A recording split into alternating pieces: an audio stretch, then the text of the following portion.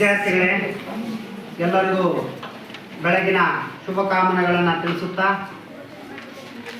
ವಿದ್ಯಾರ್ಥಿಗಳೇ, ಇವತ್ತೊಂದು ಸಮಾಜಶಾಸ್ತ್ರದ ಹೊಸ ಒಂದು ಅಧ್ಯಾಯಕ್ಕೆ ಹೋಗೋಕ್ಕಿಂತ ಮುಂಚೆ ನಾವು ಈ ಪಾಠಕ್ಕೆ ಪೂರಕವಾಗಿರುವಂಥ ಒಂದು ಸಮಾಜದ ಹಿಡಿದ ಹಿನ್ನೆಲೆಯುಳ್ಳಂತಹ ಒಂದು ಕಥೆಯನ್ನು ನಾವೀಗ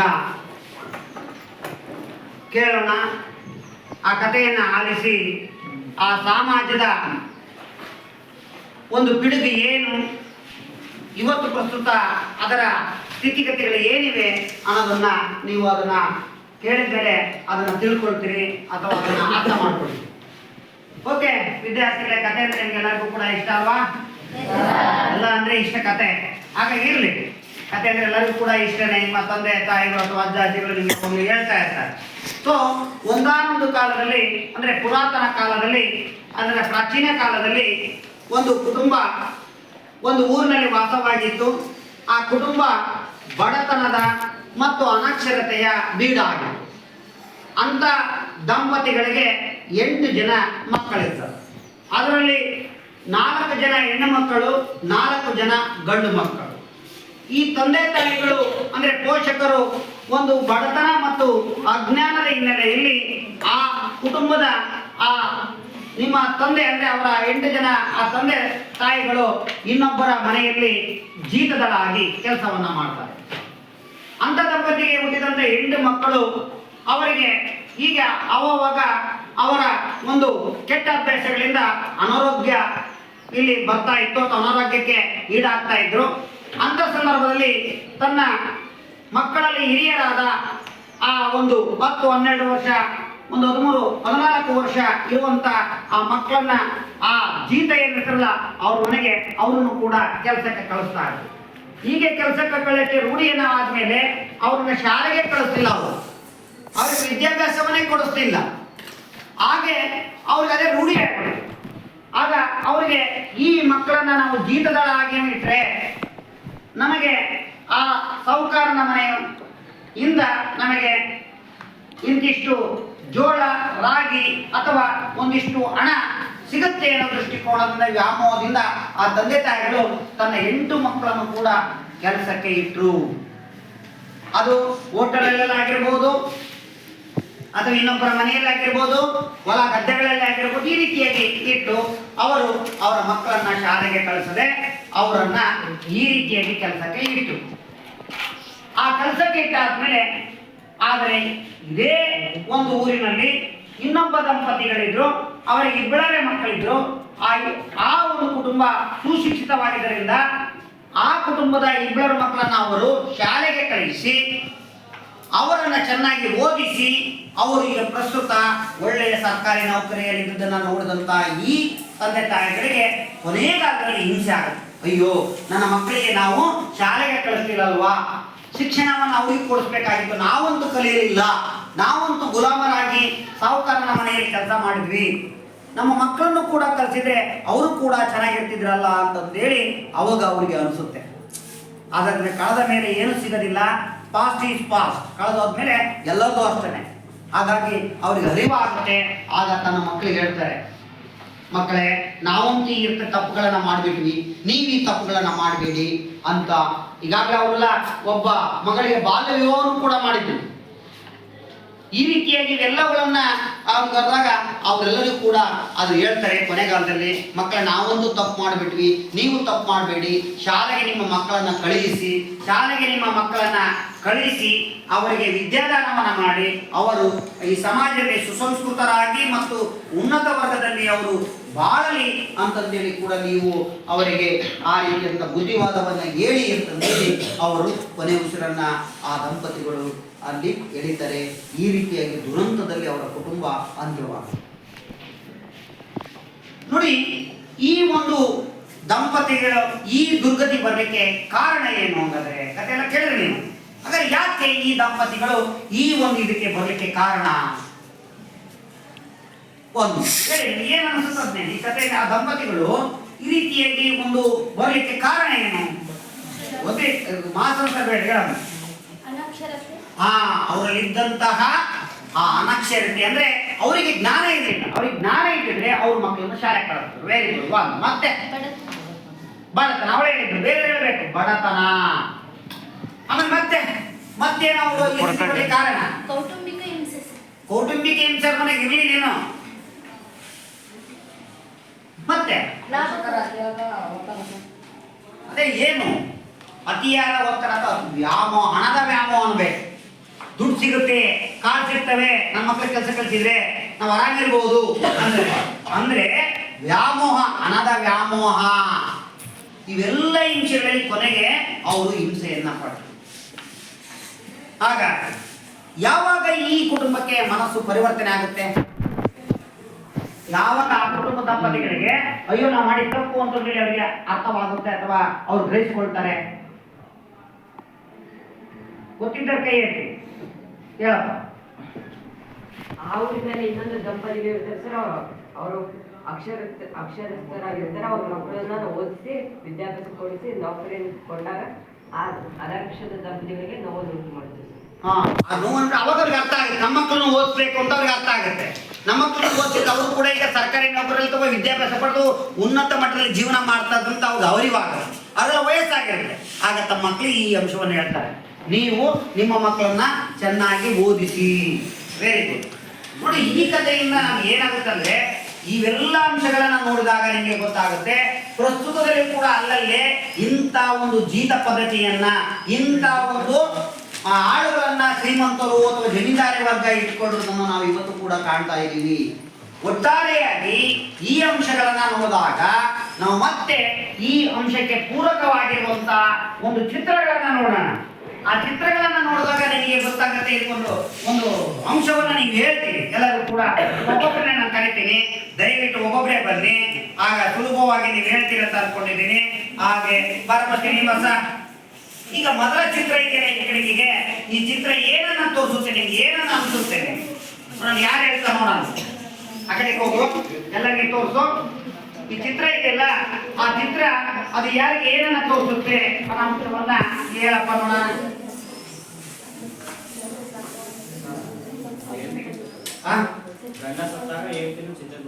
ಚಿತೆ ಬಿಡೋದು ಅದೇನಂತ ಕರೀತಾರೆ? ವೆರಿ ಗುಡ್, ಹೇಳು. ಸತಿಸಾಗಮನ ಪದ್ಧತಿ. ಒಂದು ಚಪ್ಪಾಳೆ ಹೊಡೆಯಿರಿ. ಓಕೆ, ಈ ಸತಿಸಾಗಮನ ಪದ್ಧತಿ ನಮ್ಮ ದೇಶದ ಯಾವ ರಾಜಮನೆತನದಲ್ಲಿ ಇತ್ತು? ನೀವು 9ನೇ ಕ್ಲಾಸ್ನಲ್ಲಿ ಈಗಾಗಲೇ ಅಭ್ಯಾಸ ಮಾಡ್ಕೊಂಡಿದ್ದೀರಿ. ಹಾಗಾದ್ರೆ ಈ ಒಂದು ಸತಿಸಾಗಮನ ಪದ್ಧತಿ ಹೇಳೋದು ಸರಿಯಾಗಿದೆ. ಹಾಗಾದ್ರೆ ಯಾವ ಮನೆತನದಲ್ಲಿ ಈ ಒಂದು ಪದ್ಧತಿ ಜಾರಿಯಲ್ಲಿತ್ತು ಗೊತ್ತಾ? ಇಲ್ಲ, ಯಾರಿಗಾರು ಗೊತ್ತಾ? ಇಲ್ಲಿ ಯಾರಿಗೂ ಗೊತ್ತಿಲ್ಲ. ಓಕೆ, ಇರ್ಲಿ. ರಜಾಪೂತ ಮನೆತನ. ರಜಾಪೂತರಲ್ಲಿ ರಾಜ ಸತ್ತಾಗ ಹೆಂಡತಿ ಕೂಡ ಚಿತೆಗೆ ಆರಬೇಕಾಗ್ತದೆ. ವೆರಿ ಗುಡ್ ಅವರಪ್ಪ. ಹಾಗೆ ನೀನು ಈ ಎರಡನೇ ಚಿತ್ರ ಏನನ್ನ ತೋರಿಸುತ್ತೆ? ಆ ಕಡೆಗೆ ಹೋಗೋ. ಬಾಲ್ಯ ವಿವಾಹವನ್ನ ತೋರಿಸುತ್ತೆ. Very good. ನೋಡಿ, ನೇರ ಚಪ್ಪಾಳೆ ಹೊಡಿ. ನೋಡಿ, ಈ ಎರಡನೇ ಚಿತ್ರ ಬಾಲ್ಯ ವಿವಾಹವನ್ನ ತೋರಿಸುತ್ತೆ. ಈಗ ನಿಮ್ಮ ಸುತ್ತಮುತ್ತಲಲ್ಲಿ ಕೂಡ ನೀವು ಹಲವಾರು ಬಾಲ್ಯ ಜೀವನವನ್ನ, ಅಂದ್ರೆ ಬಾಲ್ಯ ಜೀವನದಲ್ಲಿ ಬಾಲ್ಯ ವಿವಾಹ ಆಗೋದನ್ನ ನೋಡಿದ್ದೀರಿ. ನಿಮ್ಮ ಸುತ್ತಮುತ್ತಲು ಕೂಡ ಈಗ ನಡೀತಾ ಇದ್ದಾವೆ. ಹಾಗಾಗಿ ಯಾರಾದ್ರೂ ಬಾಲ್ಯ ವಿವಾಹನ ನಿಮ್ಮ ಸುತ್ತಮುತ್ತಲು ನೋಡಿದ್ದೀರಾ? ಸರ್ ನೋಡಿದ್ದೀನಿ. ಏನಾರು ಯಾರು ಇದ್ದೀರಾ ಇದರಲ್ಲಿ? ಯಾರು ಸರ್ ನಮ್ಮನೆ ಪಕ್ಕದಲ್ಲಿ, ನಮ್ಮನೆ ಊರಲ್ಲಿ ಅಥವಾ ನಮ್ಮ ಪಕ್ಕದೂರಲ್ಲಿ ನಡೆದಿತ್ತು, ನಾನು ನೋಡಿದೆ ಸರ್ ಕಣ್ಣಿರಂತ ಯಾರ ಇದ್ದೀರಾ? ಬಾಲ್ಯ ವಿವಾಹ ನಡೆದಿದೆ ಅಂತ ಯಾರು ನೋಡಿಲ್ಲ? ನೋಡಿದ್ದೀರಾ? ಅದು ಹೇಳಿಕ್ಕೆ ಮುಜುಗರ ಆಗ್ತಾರೆ. ನೋಡಿ, ನೋಡಿದೆ ಅಂತ ಹೇಳಿ. ಓಕೆ, ಇರಲಿ. ಈಗ ಬಾಲ್ಯ ವಿವಾಹ ಆಯ್ತು. ಅದಾದ್ಮೇಲೆ ಮತ್ತೊಂದು ನಾವು ಚಿತ್ರಕ್ಕೆ ಹೋಗೋಣ. ಹಾಗಾದ್ರೆ ಈಗ ಮತ್ತೊಂದು ಚಿತ್ರವನ್ನು ನೋಡಿದ್ರೆ ಬಾರಪ್ಪ ನೀನು ಯಶವಂತ. ಇಲ್ಲಿ ಮೂರನೇ ಚಿತ್ರವನ್ನ ನೋಡಿದ್ರೆ ನೀನು, ಮೂರನೇ ಚಿತ್ರ ಏನನ್ನ ತೋರಿಸುತ್ತೆ? ತೋರಿಸಿ ಹೋಗಿ. ಮೂರನೇ ಚಿತ್ರ ಇದೆಯಲ್ಲ, ಈ ಕಡೆ ತೋರಿಸು, ಆ ಕಡೆ ತೋರಿಸು. ಮೂರನೇ ಚಿತ್ರ ಏನನ್ನ ತೋರಿಸಿದಪ್ಪ ಇದು? ಅಂದ್ರೆ ಸಣ್ಣ ವಯಸ್ಸಲ್ಲಿ ಕೆಲಸ ಕರ್ಕೊಂಡು ಹೋಗುತ್ತೆ. ಅವನೇನಂತ ಕರೀತಾವ? ಡೋಂಟ್ ಟಾಕ್ ಅದರ್. ಅವ್ನು ಕೇಳ್ತಾರ ಅದನ್ನ ಏನಂತ ಕರೀತಾರಪ್ಪ? ಈ ಕೆಲಸ ಮಾಡೋದು ಏನಂತ ಕರೀತಾರ ಅವ್ರನ್ನ? Don't talk others. ಬೇರೆ ಮಾತಾಡಬೇಡಿ. ಅವನು ಹೇಳ್ತಾರಲ್ಲಿ, ಹೇಳಪ್ಪ ಏನ ಏನ್ ಕರೀತಾರೆ? ಹಂಗಂತ ಏನಂತ ಕರೀತಾರೆ ಅವ್ರನ್ನ? ಅವ್ರು ಕೆಲಸ ಮಾಡೋದು ಏನಂತ ಕರೀತಾರ? ಅದೇ ಕೂಲಿಗಾರರಿಗೆ ಇನ್ನೊಂದು ಹೆಸರು ಅಲ್ಲಿ ಆ ವಯಸ್ಸು ನೋಡಿ ಏನಂತ ಕರೀತಾರೆ? ಅದು ಏನಂತಾರೆ? ಅದೇ ಗೊತ್ತಿಲ್ಲ. ಚಿಕ್ಕ ಅಂದ್ರೆ ಬಾಲ ಕಾರ್ಮಿಕರು, ಬಾಲ ಕಾರ್ಮಿಕರು, ಹೌದಲ್ವಾ? ಓಕೆ, ಚಪ್ಪಾಳೆ ಹೊಡೆಯಬೇಕು. ಮತ್ತೊಂದು ಚಿತ್ರ ಬರ್ಬೇಕಾಯ್ತು ಬಾಯಿ, ಬಡ ಬರ್ಬೇಕಾಯ್ತು ಬಾಯಿ, ಹಿಂದೆ ಕುತ್ಕೊಳ್ಳಲ್ಲ, ಬೇಗ ಬರಬೇಕು. ಓಕೆ, ಮತ್ತೊಂದು ಚಿತ್ರವನ್ನ ಇಲ್ಲಿ ನೀವು ಟಿವಿ ಪರದೆ ಮೇಲೆ ಗಮನಿಸ್ತಾ ಇದ್ದೀರಿ. ಅಲ್ಲೇನು ಕೇಳಬೇಡ, ಗೊತ್ತಿದ್ರೆ ಗೊತ್ತಿಲ್ಲ ಅಂದ್ರೆ ಬೇಡ, ಏನ್ ತೊಂದರೆ ಇಲ್ಲ, ಇಲ್ಲಿ ಕೇಳ್ಕೊಂಬರೋದಲ್ಲ ಅಲ್ಲಿ. ಹೋಗು, ಲಾಲಕರ ಚಿತ್ರವನ್ನ ಕಾಣುತ್ತಲ್ಲ ನನಗೆ, ಯಾಕಡೆ ತಿರುಗು. ಈ ಚಿತ್ರ ಏನಪ್ಪ ತೋರಿಸುತ್ತೆ? ಏನ್ ಅನ್ಸುತ್ತೆ ನಿನಗೆ? ನಿನ್ನ ರೀತಿಯಲ್ಲಿ ಹೇಳು. ಆ ಚಿತ್ರ ನೋಡ್ತಾ ಇದೆಯಲ್ಲಪ್ಪ, ಆ ಚಿತ್ರದಲ್ಲಿ ಏನನ್ನ ಅನ್ಸುತ್ತೆ ನಿನಗೆ? ಕನ್ನಡದಲ್ಲಿ ಹೇಳ, ನಾನು ಇಂಗ್ಲಿಷಲ್ಲಿ ಹೇಳ್ತಾ ಇಲ್ಲ. ಇವೆಲ್ಲ ಚಿತ್ರವನ್ನ ಗಮನಿಸ್ತಾ ಇದೀರಲ್ಲ ಉಳಿದಂತ ವಿದ್ಯಾರ್ಥಿಗಳು. ಆ ಚಿತ್ರ ಏನಂತ ನಿಮಗೆ ಕೆಲವರಿಗೆ ಈಗಾಗಲೇ ಗೊತ್ತಾಗಿದೆ ಅಲ್ವಾ? ಜ್ಯೋತಿ, ನಿನಗೆ ಗೊತ್ತಾಯ್ತಾನಮ್ಮ? ಗೊತ್ತಾಯ್ತಾ? ಹೇಳ್ತೀಯಾ? ಹೇಳ್ತೀನಮ್ಮ? Yes or no? ಗೊತ್ತಿಲ್ಲ. ಓಕೆ, ಬಾಯನ್ನ ಬಿಡಲ್ಲ ಅಂತ ಇದೆಯಾ? ಬಾಯನ್ನ ಬಿಡಿಲ್ಲ ದೇಶಿನ ಬಾ ನೀನು. ಅವಳು ಯಾಕೆ ನಾಚ್ಕೊಳ್ತಾಳೆ? ಅದು ನೋಡಕ್ಕೆ ನಾಚ್ಕೊಂತಾಳೆ, ತುಟಿ ಬಿಟಿ ಮಾತಾಡಕ್ಕೆ. ಅವಳು ಹಿಂಗೆ ಆಕ್ಟಿವ್ ಆಗಿರ್ಬೇಕು ಮನುಷ್ಯ. ಯಾವಾಗಲೂ ಕ್ರಿಯೆಯಲ್ಲಿ ತೊಡಗಿದಾಗ ನಾವು ಸ್ಪಷ್ಟವಾಗಿ ಹೇಳ್ತೀವಿ. ಕೊಡಮ್ಮ ಒಂದು ಕೋಲನ ಬಾಯಿ ಕಡೆಗೆ ನೋಡ್ತಾ, ಅವಳು ಹೇಳೋದನ್ನ ಗಮನಿಸು. ಈ ಕಡೆ ಬಾ. ಏನಮ್ಮದು? ವರದಕ್ಷಿಣೆ. ಬಾಳ ಮೇಕಡೆ ನೋಡ್ಕೊಳ್ಳ ನಿಂಗೆ. ವರದಕ್ಷಿಣೆ ಕಿರುಕುಳ. ನೋಡು, ಚಿತ್ರ ನೋಡಲಿ.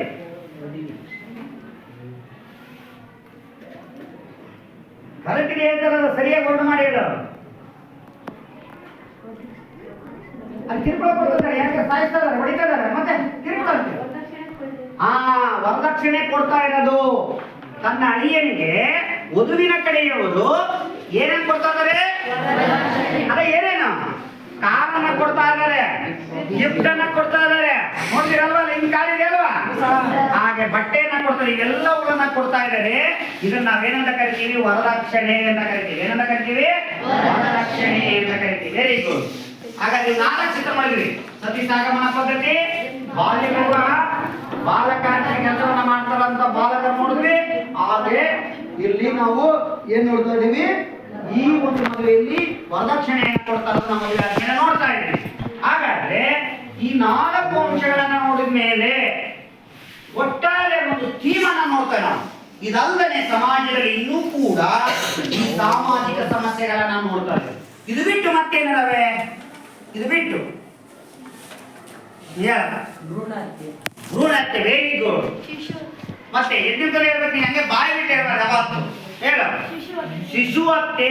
ನೋಡಿ, ಭ್ರೂಣ ಹತ್ಯೆ, ಶಿಶು ಹತ್ಯೆ ಯಾರ ಇದ್ರ ಒಂದು ಹಿನ್ನೆಲೆ ಹೇಳ್ತೀರಾ? ಹಂಗೆ ಹೇಳ್ಬಿಟ್ರೆ ಹಂಗಾಗಲ್ಲ. ಅದ್ರ ಏನು? ನೀ ಹೇಳಪ್ಪ, ಏನಂತೆಲ್ಲ ಭ್ರೂಣ ಹತ್ಯೆ ಏನಪ್ಪ? ಭ್ರೂಣ ಹತ್ಯೆ ಅಂದ್ರೆ ಒಂದು ಮಗು ಒಂದು ತಾಯಿ ಗರ್ಭದಲ್ಲಿರುವಾಗಲೇ ಅದು ಒಂದು ಗಂಡು ಅಥವಾ ಹೆಣ್ಣೆಂದು ನಿರ್ಧರಿಸಿ ಅದನ್ನು ಬೇಕಾದ್ರೆ ಜನ್ಮ ತಾಳಿಸಿ, ಇಲ್ಲವಾದ್ರೆ ಭ್ರೂಣದಲ್ಲೇ ಅದನ್ನು ಸಾಯಿಸುವುದನ್ನು ಭ್ರೂಣ ಹತ್ಯೆ. Very good. ಚಪ್ಪಾಳೆ ಗೌತಮ್ಗೆ. ಶಿಶು ಹತ್ಯೆ ಅಂದ್ರೆ ಇಷ್ಟ ಇಲ್ಲ ಅಂತ ಬೇರೆ ಕೊಟ್ಟರೆ ಅದನ್ನು ಶಿಶು. ಮಗು ಜನನ ತಾಳಿಸಿದರೆ ಆ ಶಿಶು ಬೇಡ ಅಂದ್ರೆ ಯಾವ ಮಗು ಬೇಡ ಅಂತ ನಮ್ಮ ಸಮಾಜದಲ್ಲಿ ಈಗ ಅದು ಈಗ ಅನ್ಸಿದೆ. ಈಗ ಹೊಸವಾಗಿ ಹೆಣ್ಣು ಬೇಕಾ ಗಂಡು ಬೇಕಂತ? ಹೆಣ್ಣು ಬೇಕಂತಾರೆ ಈಗ. ಮತ್ತಾಗಿತ್ತದು, ಅದು ಈಗಿಲ್ಲ. ಆದ್ರೆ ಎಲ್ಲರೂ ಒಂದೇನೆ. ಹಾಗಾಗಿ ಶಿಶು ಬೇಡ ಅಂದ್ಮೇಲೆ ಕಸದ ತೊಟ್ಟಿಯಲ್ಲಿಯೋ ಅಥವಾ ಇನ್ನೊಬ್ಬರಿಗೆ ಎಲ್ಲ ಬಿಟ್ಟು ಹೋಗ್ತಾರೆ ಜನ ನಿಬಿಡ ಪ್ರದೇಶದಲ್ಲಿ, ಜನದಟ್ಟಣೆ ಇರುವಂತದ್ರಲ್ಲಿ. ಈ ರೀತಿಯಾಗಿ ನಾವು ನೋಡ್ತೇವೆ. ಇದಲ್ಲದೆ ಮತ್ತೆ ನಾವು ಜೀತ ಪದ್ಧತಿಯನ್ನು ನೋಡ್ತೇವೆ. ಇನ್ನೊಬ್ಬರ ಮನೆಗೆ ಕೆಲಸದ ಆಳಾಗಿರ್ಬೇಕು. ಇವನ್ನೆಲ್ಲ ಒಟ್ಟಾರಿಯಾಗಿ ನಾವು ಏನನ್ನ ಅಂತ ಕರಿತೀವಿ? ಒಟ್ಟಾರೆ ಇವೆಲ್ಲ ನೋಡಿದ್ವಿ ನಾವು. ಹಾಗಾದ್ರೆ ಇವೆಲ್ಲವುಗಳನ್ನ ಈ ಚಿತ್ರಗಳು ನೋಡಿದ್ವಿ, ನಮ್ಮ ಕಥೆ ನೋಡಿದ್ವಿ, ಇವೆಲ್ಲ ನೋಡಿದ್ವಿ. ಒಟ್ಟಾರೆ ಸಮಾಜದಲ್ಲಿ ಏನಂತ ಕರಿತೀವಿ? ಎದ್ದುಕೊಂಡು ಹೇಳ್ಬೇಕು ಯಾರಾದ್ರು, ಬೇರೆ ಹೇಳಮ್ಮ ಬನ್ನಿ. ಮತ್ತೆ ಹೇಳ್ತೀವಿ ಸಾಮಾಜಿಕ ಸವಾಲು. Very good. ಲಕ್ಷ್ಮಣ್ ಚಪ್ಪಾಳೆ ಹೊಡೀರಿ. ಸಾಮಾಜಿಕ ಸವಾಲುಗಳು, ಸಾಮಾಜಿಕ ಸಮಸ್ಯೆಗಳು. ನಾವು ಈಗಿನ ಈ ಸಾಮಾಜಿಕ ಸವಾಲುಗಳು ಎನ್ನುವ ಪಾಠವನ್ನ ನೋಡೋಣ. ಇದು ಸಮಾಜಶಾಸ್ತ್ರದಲ್ಲಿ ಬರುವಂತಹ ಒಂದು ಕೊನೆಯ ಅಧ್ಯಾಯ. ಯಾವುದು? ಸಾಮಾಜಿಕ ಸವಾಲುಗಳು. ಅದನ್ನ ನೆನಪಿಟ್ಕೊಳ್ಳಿ. ಯಾವುದು? ಸಾಮಾಜಿಕ ಸವಾಲುಗಳು.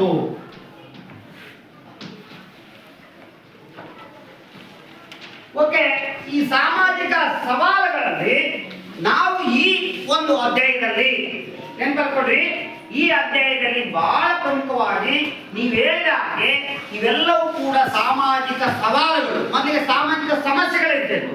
ಈ ಸಮಸ್ಯೆಗಳನ್ನು ನೋಡಿದ ಕೂಡಲೇ ಒಂದು ರೀತಿಯಲ್ಲಿ ನಮ್ಗೆ ಏನೋ ಹಿಂಸು ಮುಚ್ಚು ಅನ್ಸುತ್ತೆ ಅಂತಂದ್ರೆ ಆ ವರ್ಡನ್ನು ತೆಗೆದುಕೊಂಡು ಸವಾಲು ಅಂತಂದೇಳಿ ಹೆಸರನ್ನು ಸೇರಿಸಿದ್ದಾರೆ. ಆ ಹಿನ್ನೆಲೆಯಲ್ಲಿ ನಾವು ಈಗ ಈ ಸಾಮಾಜಿಕ ಸವಾಲುಗಳಲ್ಲಿ ಈ ಅಧ್ಯಾಯದಲ್ಲಿ ನಾವು ಏನನ್ನ ನೋಡ್ತೀವಿ ಅಂತಂದ್ರೆ ನೆನಪಲ್ಲಿ ಬಹಳ ಪ್ರಮುಖವಾಗಿ ಬಾಲ ಕಾರ್ಮಿಕರು, ಹಾಗೆ ಎರಡನೇದಾಗಿರುವಂಥದ್ದು ಬಾಲ್ಯ ವಿವಾಹ, ಹಾಗೆ ಮೂರನೇದಾಗಿರುವಂಥದ್ದು ವರದಕ್ಷಿಣೆ, ಹಾಗೆ ಶಿಶು ಹತ್ಯೆ ಮತ್ತು ಭ್ರೂಣ ಹತ್ಯೆ. ಈ ಅಂಶಗಳನ್ನ ನಾವಿಲ್ಲಿ ನೋಡ್ತಾ ಇದ್ದೀವಿ ಈ ಪಾಠದಲ್ಲಿ. ಹಾಗಾಗಿ ಈ ಅಂಶಗಳನ್ನು ಸಾಮಾಜಿಕ ಪಿಡುಗುಗಳಾಗಿರುವಂತಹ ಅಂಶಗಳಲ್ಲಿ ನಾವು ಈ ದಿನ ಒಂದನ್ನು ಮಾತ್ರ ಅಧ್ಯಯನವನ್ನ ಮಾಡೋಣ. ಆ ಒಂದು ಯಾವುದು ಅಂದ್ರೆ ಮೊದಲನೇದಾಗಿರುವಂತಹ ಬಾಲ ಕಾರ್ಮಿಕರ ಬಗ್ಗೆ ಈ ದಿನ ಅಧ್ಯಯನವನ್ನ ಮಾಡೋಣ. ಇವೆಲ್ಲ ಸಾಮಾಜಿಕ ಪಿಡುಗುಗಳು. ಈ ಸಾಮಾಜಿಕ ಪಿಡುಗುಗಳಲ್ಲಿ ನಾವು ಈ ಅವಧಿಯಲ್ಲಿ ನಾವು ಈ ಚೈಲ್ಡ್ ಲೇಬರ್, ಹೌದು, ಚೈಲ್ಡ್ ಲೇಬರ್ ಬಗ್ಗೆ, ಬಾಲ ಕಾರ್ಮಿಕರ ಬಗ್ಗೆ ನಾವು ಈ ದಿನ ಅಧ್ಯಯನವನ್ನ ಮಾಡೋಣ. ನೋಡೋಣ. ಹಾಗಾದ್ರೆ ಬಾಲ ಕಾರ್ಮಿಕರು ಅಂದರೆ ಏನು ಅನ್ನೋ ಪ್ರಶ್ನೆ ಉತ್ತರ ನಿಮ್ಮಿಂದ ಬೇಕು. ಕೈಯನ್ನು ಗೊತ್ತಿದ್ದ ಎತ್ತಿ.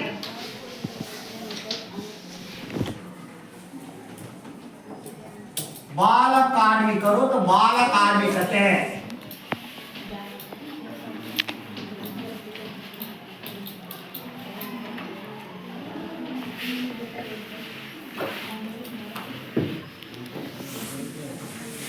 ಬಾಲ ಕಾರ್ಮಿಕರಂದ್ರೆ ಅಶ್ವಿನಿ 14 ವರ್ಷದ ಒಳಗಿನ ಮಕ್ಕಳನ್ನು ಕೆಲಸಕ್ಕೆ ಕಳಿಸಿ. 14 ವರ್ಷದ ಒಳಗಿನ ಮಕ್ಕಳನ್ನು ಕೆಲಸಕ್ಕೆ ಅಥವಾ ದುಡಿಮೆ ಮಾಡಿಸಿಕೊಳ್ಳುವುದನ್ನ ಬಾಲ ಕಾರ್ಮಿಕರು ಅಂತ ಕರೀತಾರೆ ಅಂತ ಹೋಗಿ. ಹಾಗಾದ್ರೆ ಇದು ವರ್ಡ್ ಸರಿಯಾದ? ಇದು ಸಾಮಾನ್ಯವಾಗಿರುವಂಥದ್ದು. ಇದು ಸರಿನೇ ಇದು, ಆದ್ರೆ ಇದು ಸಾಮಾನ್ಯವಾದದ್ದು. ಜನರಲ್ ಆಗಿ ಹೇಳಿದ್ದಾರೆ ಅವರು, ಜನರಲ್ ಆಗಿ ಹೇಳಿದ್ದಾರೆ. ಅಂದ್ರೆ ಅಪ್ರಾಪ್ತ ವಯಸ್ಸಿನ ಮಕ್ಕಳ ದುಡಿಮೆಯನ್ನ ನಾವು ಬಾಲ ಕಾರ್ಮಿಕರು, ಬಾಲ ಕಾರ್ಮಿಕತೆ ಅಂತ ಕರಿತೀವಿ. ಅವ್ರು ಹೇಳಿ ಸರಿನೇ, ಆದ್ರೆ ಇದು ಪಕ್ಕವಾದಂತ ಆನ್ಸರ್ ಅಲ್ಲ. ಹಾಗಾದ್ರೆ ಯಾರು ಪಕ್ಕವಾದದ್ದು ಹೇಳ್ತೀರಿ? ಕೂತ್ಕೊಳ್ಳಮ್ಮ, ಪರ್ಫೆಕ್ಟ್ ಇರೋದೇ ಅವೇನು ಕರೆಕ್ಟೇ. ಏನು 14 ವರ್ಷದ ಒಳಗಿನ ಮಕ್ಕಳ ದುಡಿಮೆಯನ್ನ ಏನಂತವರು ಬಾಲ ಕಾರ್ಮಿಕತೆ ಅಥವಾ ಕಾರ್ಮಿಕರು ಅಂತ ಕರೆಕ್ಟ್ ಹೇಳಿದ್ದು. ಆದ್ರೆ ಅಂದ್ರೆ 14 ವರ್ಷದ ಮಕ್ಕಳು ಈ ದುಡಿಮೆ, ಎಲ್ಲರೂ ದುಡಿಮೆಯನ್ನ ಬಾಲ ಕಾರ್ಮಿಕರು ಅನ್ನೋಕ್ಕೆ ಸಾಧ್ಯನಾ? ಇಲ್ಲೊಂದು ಟೆಕ್ನಿಕಲ್ ಪಾಯಿಂಟ್ ಇದೆ, ಅಂದ್ರೆ ಒಂದು ಬಹಳ ಪ್ರಮುಖವಾದಂತ ಒಂದು ತಂತ್ರ ಇದೆ. ಹಾಗಾದ್ರೆ ಏನು ಬಾಲ ಕಾರ್ಮಿಕರಂದ್ರೆ ಯಾರು? ಪರ್ಫೆಕ್ಟ್ ಆಗಿರೋದು ಯಾರು ಹೇಳ್ತೀವಿ? ಬಹಳ ಈಸಿಯಾಗಿ ಹೇಳಪ್ಪ ಗೊತ್ತಮ್ಮ. 14 ವರ್ಷದ ಒಳಗಿನ ಮಕ್ಕಳು ಹಣದ ವ್ಯಾಮೋಹದಿಂದ ವಿದ್ಯೆಯನ್ನು ತ್ಯಜಿಸಿ ಒಂದು ಕಾರ್ಯದಲ್ಲಿ ತೊಡಗಿಸಿ ಹಣವನ್ನು ಸಂಪಾದಿಸಲು ತೊಡಗುತ್ತಾರೆ, ಅವರನ್ನು ಬಾಲ ಕಾರ್ಮಿಕರು. ನೋಡಿ, ಬಹಳ ಪ್ರಮುಖ ಅವನು ಹೇಳಿ ಸರಿ ಇದೆ. ಅದನ್ನು ಬಹಳ ಎಲ್ಲರೂ ಮಾಡಿದ್ದಾರೆ. ಬಹಳ ಈಸಿಯಾಗಿ ಅಂದ್ರೆ ಸಂಪತ್ತಿನ ಗುರಿಯನ್ನ ಇಟ್ಟುಕೊಂಡು, ಸಂಪತ್ತಿನ ಗಳಿಕೆಯ ಉದ್ದೇಶವನ್ನ ಇಟ್ಟುಕೊಂಡು ಅಪ್ರಾಪ್ತ ವಯಸ್ಸಿನ ಮಕ್ಕಳು ಮಾಡುವಂತಹ ದುಡಿಮೆಯನ್ನೇನಂತ ಕರೀತಾರೆ? ನಾವು ಬಾಲ ಕಾರ್ಮಿಕರ ಅಂತ ಕರೀತಾರೆ. ನೆನಪಲ್ಕೊಳ್ರಿ, ಬಾಳರೆ ಸಂಪತ್ತಿನ ಉದ್ದೇಶ ಇಟ್ಟುಕೊಂಡು ಮಾಡುವ ಕೆಲಸ ಅಥವಾ ದುಡಿಮೆ ಇಟ್ಟುಕೊಂಡು ಕೆಲಸ ಅಥವಾ ದುಡಿಮೆಯನ್ನು ನಾವೇನಂತ ಕರಿತೀವಿ? ಬಾಲ ಕಾರ್ಮಿಕರು ಅಂತ ಕರಿತೀವಿ. ಅವ್ರ ಉದ್ದೇಶ ಅಂದ್ರೆ ಸಂಪತ್ತು ಗಳಿಸೋದು. ಹಾಗೆ ಅಲ್ಲ. ಉದಾಹರಣೆಗೆ ಸಾಮಾನ್ಯವಾಗಿ ಅಶ್ವಿನಿ ಹೇಳಿದಾಗೆ, ನೀವು ನಿಮ್ಮ ಮನೆಯಲ್ಲಿ ನಿಮ್ಮ ತಂದೆ ತಾಯಿಗಳಿಗೆ ನೆರವನ್ನು ನೀಡ್ತೀರಿ, ನಿಮ್ಮ ತಾಯಿಗೆ ನೆರವನ್ನು ನೀಡ್ತೀರಿ. ನಿಮ್ಮ ತಾಯಿ ಎದ್ದಿದ್ದಾಗ ಮನೆಯ ಕಸ ಕೆಲಸವನ್ನ ಎಲ್ಲ ಮಾಡ್ತೀವಿ. ಅದೇ ಬೇರೆ ಕೆಲಸ ಮಾಡಿಸ್ಕೊಂಡಾಗ ಅವ್ರಿಗೆ ಸಂಬಳ ಕೊಡ್ಬೇಕು ನಾವು. ಅದೇ ಹೊಲಕ್ಕೆ ನಿಮ್ಮ ಅಪ್ಪ ಹೋದಾಗ ನೀವು ಕೂಡ ನಿಮ್ಮ ಅಪ್ಪನ ಜೊತೆಗೆ ಹೋಗಿ ಕೆಲಸ ಮಾಡ್ತೀರಿ. ಹಾಗಾಗಿ ಅದನ್ನು ನಾವು ಬಾಲ ಕಾರ್ಮಿಕರನ್ನಲ್ಲ, ಅದು ಒಂದು ನಮ್ಮ ತಂದೆ ತಾಯಿಗಳಿಗೆ ನಾವು ಕೊಡುವಂಥ ಒಂದು ರೀತಿಯಾದಂಥ ಏನು ಸಹಾಯ, ನೆರವು. ಹಾಗಾಗಿ ಅದನ್ನು ಬಾಲ ಕಾರ್ಮಿಕರು ಅಂತ ಅನ್ಲಿಕ್ಕೆ ಬರುವುದಿಲ್ಲ. ಹಾಗಾಗಿ ನಿಮಗೆ ಗೊತ್ತಾಯ್ತು ಈಗ ಬಾಲ ಕಾರ್ಮಿಕರಂದ್ರೆ ಯಾರಂದ್ರೆ 14 ವರ್ಷದ ಅಂದ್ರೆ ಅಪ್ರಾಪ್ತ ವಯಸ್ಸಿನ ಮಕ್ಕಳ ದುಡಿಮೆ. ಶಾರ್ಟ್ಕಟ್ ಇನ್ನೊಂದು ರೋಡಲ್ಲಿ ನಾವೇನು ಹೇಳೋದಂದ್ರೆ ಅಪ್ರಾಪ್ತ ವಯಸ್ಸಿನ ಮಕ್ಕಳ ದುಡಿಮೆ. ಈ ದುಡಿಮೆಯನ್ನು ನಾವೇನಂತ ಕರಿತೀವಿ, ನಾವು ಇಲ್ಲಿ ಈ ಒಂದು ಅಪ್ರಾಪ್ತ ವಯಸ್ಸಿನ ಮಕ್ಕಳ ದುಡಿಮೆಯನ್ನ ನಾವು ಈ ಬಾಲ ಕಾರ್ಮಿಕರು ಅಂತ ಕರಿತೀವಿ. ಈ ಬಾಲ ಕಾರ್ಮಿಕರು ಅಂತ ಕರಿತೀವಿ. ನಿಮ್ಗೆ ಗೊತ್ತಾಗಿದೆ ಈಗ ಬಾಲ ಕಾರ್ಮಿಕರು ಯಾರು ಅಂತ. ಹಾಗಾದ್ರೆ ಈ ಬಾಲ ಕಾರ್ಮಿಕರಿಗೆ ಆಗ್ಲಿಕ್ಕೆ ಕಾರಣ ಏನು? ಹಲವಾರು ಕಾರಣಗಳನ್ನ ನಾವು ನೋಡ್ತಾ ಇದ್ದೀವಿ. ಹಾಗಾಗಿ ನೀವೆಲ್ಲ ಸಮಾಜ ಸುತ್ತಮುತ್ತ ನೀವು ನೋಡ್ತಾ ಇದ್ದೀರಿ. ಹಾಗಾದ್ರೆ ಈ ಕಾರಣಗಳನ್ನ ಒಬ್ಬೊಬ್ರು ಒಂದೊಂದನ್ನ ಹೇಳಿ. ಯಾರು ಕಾರಣಗಳು ಹೇಳಮ್ಮ? ತಾವೇ ಹೇಳ್ತಾರೆ. ಯಾವ್ದಮ್ಮ? ಓಕೆ. ಹಾಗಾಗಿ ತಾವೇ ಹೇಳಿದಾಗೆ ಒಂದು ಬಡತನ ಅಂದ್ರೆ ಪಾವರ್ಟಿ. ಮತ್ತೆ ಹೇಳ್ತೀರಿ ಪೋಷಕರ ಅತಿಯಾದ ನಿಯಂತ್ರಣ. ಪೋಷಕರ ಅತಿಯಾದ ನಿಯಂತ್ರಣ. ಓಕೆ. ಮತ್ತೆ ಹೇಳ್ತೀರಿ ಅನಕ್ಷರತೆ.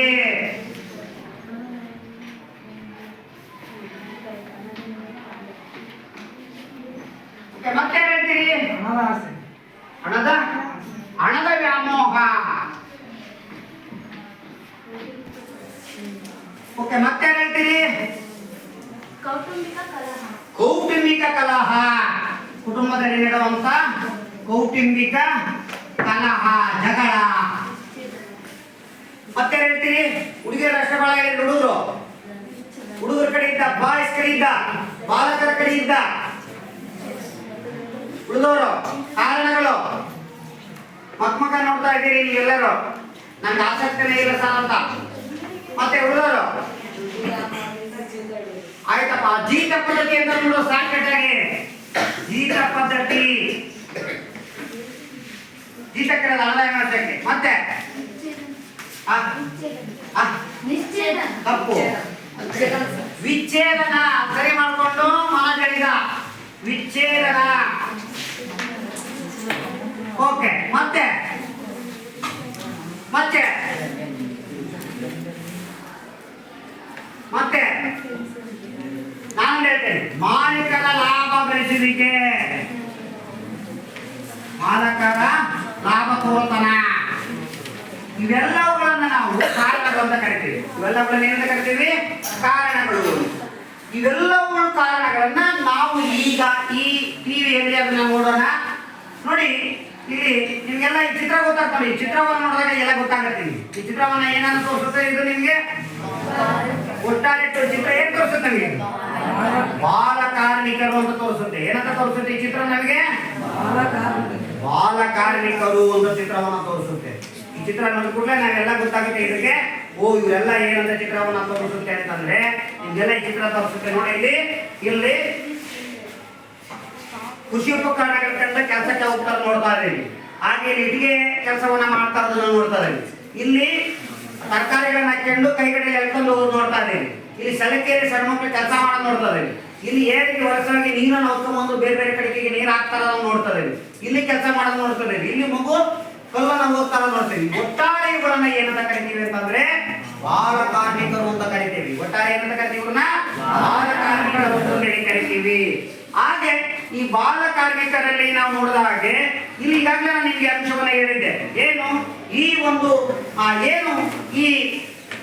ಹೇಳಿದ ಹಾಗೆ ಬಾಲ ಕಾರ್ಮಿಕರೆಂದರೆ ಯಾರು ಅನ್ನೋ ಪ್ರಶ್ನೆ ನಿಮಗೆ ಬಂದಿತ್ತು. ಬಾಲ ಕಾರ್ಮಿಕ ಪದ್ಧತಿ ಸಾಮಾನ್ಯವಾಗಿ ಅಪ್ರಾಪ್ತ ವಯಸ್ಸಿನ ದುಡಿಮೆ ಅಂದರೆ 14 ವರ್ಷದೊಳಗಿನ ಮಕ್ಕಳು ಆರ್ಥಿಕ ಸಂಪಾದನೆ ಉದ್ದೇಶನ ಮಾಡುವ ದುಡಿಮೆಯನ್ನು ಕರಿತೀವಿ ಬಾಲ ಕಾರ್ಮಿಕರು ಅಂತ ಕರಿತಾ ಇದ್ದೀವಿ. ಕಡೆಗೆ ಕಾರಣಗಳು, ಈ ಬಾಲ ಕಾರ್ಮಿಕ ಪದ್ಧತಿಗೆ ಕಾರಣಗಳೇನು ಅನ್ನೋ ಪ್ರಶ್ನೆಯನ್ನ ಬಂದಾಗ ಈಗ ಒಂದೇ ಕಾರಣಗಳನ್ನ ನಮ್ಮ ವೀರೇಶ ಓದ್ತಾನೆ, ಅದನ್ನ ಗಮನಿಸಿ. ಕಾರಣಗಳು ಕಡುಬಡತನ, ಕೌಟುಂಬಿಕ ಕಲಹ, ವಿಚ್ಛೇದನ, ಕೌಟುಂಬಿಕ ಹಿಂಸೆ, ಪೋಷಕರ ಅತಿಯಾದ ನಿಯಂತ್ರಣ, ಉದ್ಯಮಿಗಳ ಲಾಭಕೋರತನ, ಅನಕ್ಷರತೆ, ಮಕ್ಕಳ ಅಪಹರಣ ಮತ್ತು ಜೀತ ಪದ್ಧತಿ. ನೋಡಿ, ಒಟ್ಟಾರೆ ಎಲ್ಲ ಅಂಶಗಳಲ್ಲಿ ಹೆಚ್ಚು ಕಮ್ಮಿ ಬರೆದಿದ್ದೀವಿ, ಹೆಚ್ಚು ಕಮ್ಮಿ ಎಲ್ಲವನ್ನು ಬರೆದಿದ್ದೀವಿ. ಹಾಗಾಗಿ ಈ ಎಲ್ಲ ಅಂಶಗಳನ್ನ ನಾವು ನೋಡಿದಾಗ ಯಾವ ರೀತಿಯಾಗಿ ಈ ಒಂದು ಜೀತ ಪದ್ಧತಿ ಇರ್ಬೋದು, ಇವೆಲ್ಲ ಅಂಶಗಳು ಯಾವ ರೀತಿ ಕಾರಣ ಆಗ್ತದೆ ಅನ್ನೋದು ನೋಡಿದಾಗ ಒಂದಾಗಿ ನೋಡಿದಾಗ ಬಡತನ ನೋಡಿ ಆ ಕಥೆಯಲ್ಲೇ ಇದೆ. ಅವನಿಗೆ ಬಡತನ ಇರಲಿಲ್ಲ ಅಂದ್ರೆ ತನ್ನ ಮಕ್ಕಳಿಗೆ ಕೆಲಸ ಕಳಿಸ್ತಾ ಇರಲಿಲ್ಲ. ಆ ಬಡತನ ಒಂದು ಕಾರಣವಾಯಿತು. ದುಡ್ಡು ಬರುತ್ತೆ ಆಸೆ, ಆ ಬಡತನ ನಿಮ್ಗೆ ಮೋಟಿವೇಟ್ ಆಗುತ್ತೆ. ಉದಾಹರಣೆ, ನಿಮ್ಮ ಶಾಲೆಗೆ ನಿಮಗೆ ಕಾನ್ವೆಂಟ್ ಶಾಲೆಗಳಿಗೆ ಯಾಕೆ ನಿಮ್ಮನ್ನ ಅಲ್ಲಿ ಸೇರ್ಸಲ್ಲ ಅಂದ್ರೆ ನಿಮ್ಗೆ ದುಡ್ಡು ಇರೋದಿಲ್ಲ. ಆ ಹಿನ್ನೆಲೆಯಿಂದ ನೀವು ಈ ಸ್ಕೂಲಿಗೆ ಸೇರುತ್ತಾರೆ. ತಲೆ ದುಡ್ಡು ಜಾಸ್ತಿ ಇದ್ರೆ ಓದೋಕೆ ಬರಲಿಲ್ಲ ಮೇಲೆ ಸೇರಿಸ್ತಾರೆ, ಕಾನ್ವೆಂಟ್ ಶಾಲೆಗೆ ಸೇರಿಸ್ತಾರೆ. ಆದ್ರೂ ಕೂಡ ಬಡತನ ಇದ್ರೆ ಈ ಬಡತನಕ್ಕಾಗಿ ಅವರು ಈ ಬಾಲ ಕಾರ್ಮಿಕರಾಗಲಿಕ್ಕೆ ಕಾರಣ ಒಂದು ಅಂಶ ಕಾರಣ ಆಗುತ್ತೆ.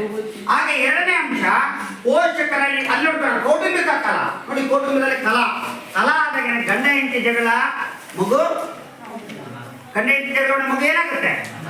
ಅನಾಥ ಆಗುತ್ತೆ, ಬಡವಾಗುತ್ತೆ. ಈ ಗಲಾಟೆಯಿಂದ ಮಗು ಶಾಲೆ ಹೋಗುತ್ತೋ ಇಲ್ಲೋ, ಎಲ್ಲಿಗೋಗುತ್ತೋ ಇರೋದು ಕೂಡ ಒಂದು ಅಂಶ ಆಗುತ್ತೆ. ಮನೆಯಲ್ಲಿ ಸರಿಯಾಗಿದ್ರೆ ಯಾವ ಸಮಸ್ಯೆ ಇಲ್ಲ. ಕೌಟುಂಬಿಕ ಕಲಾವು ಕೂಡ ಬಾಲ ಕಾರ್ಮಿಕರ ಆಗಲಿಕ್ಕೆ ಇಲ್ಲಿ ಪ್ರೇರಣೆ ಆಗುತ್ತೆ. ಮೂರನೇ ವಿಚ್ಛೇದನ. ಗಂಡ ಹೆಂಡತಿ ಮದುವೆ ಆದ್ಮೇಲೆ ಅವರು ಡೈವರ್ಸ್ ಆದ್ಮೇಲೆ ಬೇರೆ ಬೇರೆ ಆದ್ಮೇಲೆ ಮಗು ಯಾರ ಹತ್ರ ಇರಬೇಕು? ಹೆಚ್ಚು ಕೋರ್ಟ್ ಹೇಳೋದು ತಾಯಿ ಹತ್ರ ಇರಬೇಕು ಅಂತ. ಆಗ ಬೆಳೆದಾಗ ಆ ಮಗುವನ್ನು ನೋಡೋ ರೀತಿನೇ ಬೇರೆ. ಆ ಮಗು ಶಾಲೆ ಕಳಿಸಿದಾಗ ಇವ್ರ ಅಪ್ಪ ಇಲ್ಲ ಅಂತಂದೇಳಿ ಹಿಂಸೆ ಮಾಡ್ತಾರೆ, ಬಹಳ ನಾಚಿಕೆ ಆಗುತ್ತೆ, ಅವರಿಗೆ ತೊಂದರೆ ಕೊಡ್ತಾರೆ ಅಂತ. ಆ ಮಗು ಶಾಲೆಗೆ ಹೋಗ್ತಾರೆ. ಶಾಲೆಗೆ ಹೋಗೋದು ಏನ್ ಮಾಡ್ತಾವಾಗ ಕೆಲಸಕ್ಕೆ ಹೋಗಿ ಸ್ಟಾರ್ಟ್ ಮಾಡುತ್ತೆ. ಅದು ಬಾಲ ಕಾರ್ಮಿಕಕ್ಕೆ ಕಾರಣ ಆಗುತ್ತೆ. ಈ ವಿಚ್ಛೇದನವು ಕೂಡ ಒಂದು ರೀತಿಯ ಕಾರಣ ಆಗುತ್ತೆ. ನೋಡಿದ್ರೆ ಎಷ್ಟು ನಿಮ್ಮ ಮನೆ ಅಕ್ಕಪಕ್ಕದಲ್ಲಿ ಅವ್ರ ಅಪ್ಪ ಇಲ್ಲ ಅಂದ್ರೆ ಅವ್ರ ಅಪ್ಪ ನಾವು ಹೆಂಗ್ ಆಡ್ಕೊಳ್ತೀವಿ ಅಂತ, ಅಮ್ಮ ಇಲ್ಲ ಅಂದ್ರೆ ಅಮ್ಮನ ಹೆಂಗ್ ಆಡ್ಕೊಳ್ತೀವಿ ಅಂತ. ಆಗ ಮಗು ಕೂಡ ಇಲ್ಲಿ ಯಾವುದಕ್ಕೆ ಅಂದ್ರೆ ಬಾಲ ಕಾರ್ಮಿಕರಾಗಲಿಕ್ಕೆ ಸಾಧ್ಯತೆ ಇದೆ. ನಾಲ್ಕನೇದು ಕೌಟುಂಬಿಕ ಹಿಂಸೆ. ಇಲ್ಲಿ ಕುಟುಂಬದಲ್ಲಿ ವಿಚ್ಛೇದನ ಆದ್ಮೇಲೆ ಹಿಂಸೆ.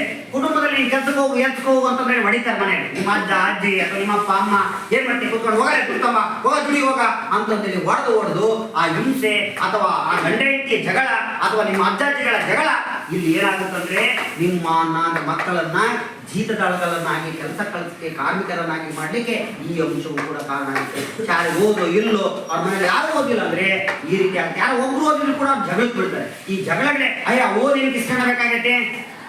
ನಾವು ಬಹಳ ಸಲ ಹೆಣ್ಮಕ್ಳಿಗೆ ಹಿಂದೆ ಹೇಳ್ತಿದ್ವಿ, ಎಷ್ಟೇ ಓದ್ರು ಕೂಡ ಹೊಲ ಮನೆ ಕೆಸರ ಮಾಡಿಸು ಮುಸ್ರಿ ತೊಳೆ ತಪ್ಪಿದಲ್ಲ ಹೆಣ್ಮಕ್ಳು ಓದಿಸೋದು ಬೇಡ ಅಂತ. ಆದ್ರೆ ಹೆಣ್ಮಕ್ಳೇ ಓದೋದು ಹೆಚ್ಚು ಸಾಧಿಸಿ ತೋರಿಸಿದ್ದಾರೆ. ಆದ್ರೆ ಗಂಡು ಮಕ್ಕಳಿಗೆ ಮೊಬೈಲ್ ಹುಚ್ಚಿಗೆ ಬಿದ್ದು ತಮ್ಮ ಅಸ್ತಿತ್ವವನ್ನು ಕಳ್ಕೊಳ್ತಾ ಇದ್ದಾರೆ. ಆ ಹಿನ್ನೆಲೆಯಲ್ಲಿ ಈ ಕೌಟುಂಬಿಕ ಹಿಂಸೆ. ಪೋಷಕರ ಅತಿಯಾದ ನಿಯಂತ್ರಣ. ಹೇಗೆ ನೀನು ಅಲ್ಲಿಗೆ ಹೋಗಬೇಡ, ನೀನು ಇಲ್ಲಿಗೆ ಹೋಗಬೇಡ, ನೀನು ಹಿಂಗೆ ಅಂತ ಅಂಶಗಳನ್ನ ಹೇಳ್ಕೊಂತ ಹೋದಾಗ ಅತಿಯಾದ ನಿಯಂತ್ರಣ ನಾವು ಮನೇಲಿ ಓಡಬಿಡ್ತಾರೆ. ನಾವು ಈ ಶಾಲೆ ಬಾ ಅಂತ ಕಳೆದು ಇದ್ರ ಬರಿ ಅಂತ ನಾವು ಒತ್ತಡ ಮಾಡಿದಾಗ ಅಲ್ಲಿ ಮನೇಲಿ ಕೂಡ ನೀನು ಯಾಕೆ ವರ್ಕ್ ಮಾಡಲ್ಲ, ಯಾಕೆ ಬರಲ್ಲ, ನೀನು ಯಾಕೆ ಮಾಸ್ ಎಷ್ಟು ತೆಗೆದಿಲ್ಲ ಅಂತ ಒತ್ತಡ ಮಾಡಿದಾಗ ಓಡೋಗ್ತಾನೆ, ಓಡಿ ಕೆಲಸಕ್ಕೆ ಸೇರ್ಕೊಳ್ತಾನೆ. ಇದು ಕೂಡ ಮಕ್ಕಳ ಅತಿಯಾದ ನಿಯಂತ್ರಣ ಕೂಡ ಆಗುತ್ತೆ. ಉದ್ಯಮಿಗಳ ಲಾಭ ಕೊರತನ ಇದೆಯಲ್ಲ, ಯಾಕೆ ಈ ಅಂಶವನ್ನ ನೀವು ಹೇಳ್ಕೊಳ್ಳ, ಯಾಕೆ ಈ ಒಂದು ಅಂಶ ಕಾರಣ ಆಗುತ್ತೆ? ಉದ್ಯಮಿಗಳ ಅಥವಾ ಸಾಹುಕಾರರ ಲಾಭ ಕೊರತನ ಯಾರು ಹೇಳ್ತೀವಿ? ನೋಡಿ, ಬಹಳ ಸುಲಭ ಆಯ್ತು. ನಾನು ಯಾರು ಜನರಲ್ ಆಗಿ ಅರ್ಥ ಮಾಡ್ಕೊಂಡಿದ್ದೀನಿ ಹೇಳ. ದೊಡ್ಡ ಕೆಲಸಕ್ಕೆ ಹೋದ್ರೆ ಜಾಸ್ತಿ ಸಂಬಳ ಬೇಕಂತ ಕೇಳ್ತಾರೆ, ಚಿಕ್ಕವರಂದ್ರೆ ಅವ್ರು ಎಷ್ಟು ಕೊಡ್ತಾರೆ ಅಷ್ಟು ಇಸ್ಕೊಂಡ್ಬಿಡ್ತಾರೆ. Very good. ಚಪ್ಪಾಳೆ ಹೊಡಿ ರೇಷ್ಮಾ ಬಾಲೆ, ವೆರಿ ಗುಡ್. ನೋಡಿ, ಭಾರಿ ಉತ್ತಮವಾದ ಅಂಶವನ್ನ ಹೇಳಿದವರು. ನೋಡಿ, ಬಾಲಕರು ಸಣ್ಣ ಮಕ್ಕಳು ಅಂದ್ರೆ ಕಡಿಮೆ ಸಂಬಳ, 100 ರೂಪಾಯಿ ಕೊಟ್ಟರೆ ಇಸ್ಕೊಂಬಂತಾರೆ, 150 ಕೊಟ್ಟು. ಆದ್ರೆ ದೊಡ್ಡವರು ಅಂದ್ರೆ 500 ರೂಪಾಯಿ ಕೇಳ್ತಾರೆ. ಎಷ್ಟು ಕೇಳ್ತಾರೆ? 500 ರೂಪಾಯಿ ಕೇಳ್ತಾರೆ. ಒಂದು ಹಾಡಿನಲ್ಲಿ 3 ಜನ ನಾವು ಕೆಲಸಕ್ಕೆ ಹಾಕಬಹುದು. 150 ರೂಪಾಯಿ ಕೊಟ್ಟು ಇನ್ನೂ 50 ರೂಪಾಯಿ ಹೊಡಿತೀನಿ. Very good. ಹೀಗೆ ಮಾಲೀಕರು ಒತ್ತಾಯ ಮಾಡ್ತಾರೆ, ನಿಮ್ಮ ಮಕ್ಕಳನ್ನ ಯಾಕೆ ಶಾಲೆ ಕಳಿಸ್ತೀವಿ, ನಮ್ಮ ಹೋಟ್ಲಿಗೆ ಕಳಿಸು, ನಿಮ್ಮ ಮಕ್ಕಳನ್ನ ಕಳಿಸ್ತಾರೆ, ನಮ್ಮ ಮಕ್ಕಳ ಕೆಲಸ ಕಳಿಸು, ನಮ್ಮಲ್ಲಿ ಒಂದು RTC ಕೆಲಸ ಮಾಡಕ್ಕೆ ಕಳಿಸು, ನೆಲ ವರ್ಷಕ್ಕೆ ಕಸ ಹೊಂಡಿರ್ತಾನೆ, ಅವನಿಗೆ ನಾವು 5,000 ರೂಪಾಯಿ ಸಂಬಳ ಕೊಡ್ತೀವಿ ಅಂತ. ಆ ಆಸೆಗೆ ಲಾಭ ಜಾಸ್ತಿ. ದೊಡ್ಡ 15,000 ಕೊಡ್ಬೇಕು, ಸಣ್ಣ 3,000, 4,000, 5,000 ಬಂದ್ಬಿಡುತ್ತೆ. ಈ ಲಾಭ ಕೋರತನವು ಕೂಡ ಆಗುತ್ತೆ. ಅನಕ್ಷರತೆ, ಇದು ಅಜ್ಞಾನ. ಇದೇ ಬಹಳ ಪ್ರಮುಖವಾದ ಅಂಶ. ಇವತ್ತು ನಾವು ಕಡಿಮೆ ಆಗ್ತಾ ಇದೆ, ಆದ್ರೂ ಕೂಡ ಇವತ್ತು ಎಷ್ಟೋ ಹಳ್ಳಿಗಳಲ್ಲಿ ಇವತ್ತು ಕೂಡ ಅಜ್ಞಾನ, ಈ ಅನಕ್ಷರತೆ, ಈ ಬಾಲ ಕಾರ್ಮಿಕರ ಏನ್ ಮಾಡ್ತಾರೆ ಅಂತ ಗೊತ್ತಾಗ್ತಲ್ಲ. ಯಾಕೆದಾಗಿ ಬಿಡಿಸ ಹುಟ್ಟಿದ್ದೇವರು ಹುಲ್ಲು ಮೇಯಿಸಲ್ಲ ನಾವು ಒಂದು ಅಂಶಕ್ಕೆ ನಾನು ಹುಡುಗಿ ಅವರು ಆಗ್ತಾ ಇದ್ದಾರೆ. ಕೊನೆಗೆ ಮಕ್ಕಳ ಅಪಹರಣ ಮಾಡಿ ನಾವು ಕೆಲಸ ಬಿಡ್ತಾ ಇದ್ದೀವಿ. ಮಕ್ಕಳನ್ನ ಅಪಹರಣ ಮಾಡಿಕೊಂಡು, ಇದು ಕಾನೂನಿನ ರೀತಿಯಲ್ಲಿ ಅಪರಾಧ. ಆ ಅಪರಾಧವನ್ನು ಮಾಡ್ಕೊಂಡು ನಾವು ಜೀತಗಳನ್ನಾಗಿ ಹಿಂದೆ ನಾವು ಕೂಡ ಮನೆಯಲ್ಲಿದ್ದಾಗ ನಮ್ಮ ಮನೆಯಲ್ಲಿ ಕೂಡ ಈ ರೀತಿಯ ಜೀತ ಪದ್ಧತಿಯಲ್ಲಿ ಇತ್ತು. ಅಂದ್ರೆ ನಮ್ಮ ಮನೆಯಲ್ಲಿ ನಾವು ಮಾಲೀಕರು ಅಂತ ಹೇಳಿ ಅದೇ ಕರ್ನಾಟಕ ಅಂತ ಇರ್ತಲ್ಲ, ಆ SC ವರ್ಗದ ಜನಾಂಗ ನಮ್ಮ ಮನೆ ಕೆಲಸಕ್ಕೆ ಕರೆದ್ರು ಹಿಂದೆ 25 ಈಗಿಲ್ಲ. ಆ ರೀತಿಯಾದಂಥ ಒಂದು ಜೀತ ಪದ್ಧತಿ ಈಗಲೂ ಕೂಡ ನಾವು ಅಲ್ಲಿ ನೋಡ್ತಾ ಇದ್ದೀವಿ. ಇವೆಲ್ಲ ಕಾರಣಗಳು ಈ ಬಾಲ ಕಾರ್ಮಿಕ ಪದ್ಧತಿಗೆ ಮೋಟಿವೇಶನ್ ಆಗುತ್ತೆ. ಹಾಗಾದ್ರೆ ಇದರ ಒಂದು ಪರಿಣಾಮಗಳನ್ನು ನೋಡಿದಾಗ ಹಾಗಾದ್ರೆ ಯಾವ ರೀತಿಯಾಗಿ ಇದರ ಅಂಶಗಳ ಪರಿಣಾಮಗಳು ಬೀರ್ತವೆ ಅನ್ನೋ ಅಂಶವನ್ನ ಯಾರು ಹೇಳ್ತೀರಿ?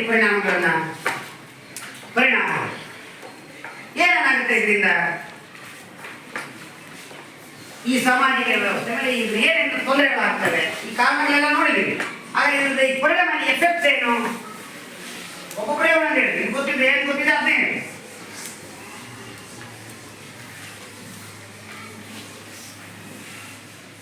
ಹೇಳ್ಬೋದು ಒಬ್ಬೊಬ್ಬರೇ. ಪರಿಣಾಮಗಳು ದುಶ್ಚಟಗಳಿಗೆ ಬಲಿಯಾಗ್ತದೆ. ಒಂದು ಪರಿಣಾಮಗಳು ಗೌತಮ್ ಹೇಳಿದ ಹಾಗೆ ಮಕ್ಕಳು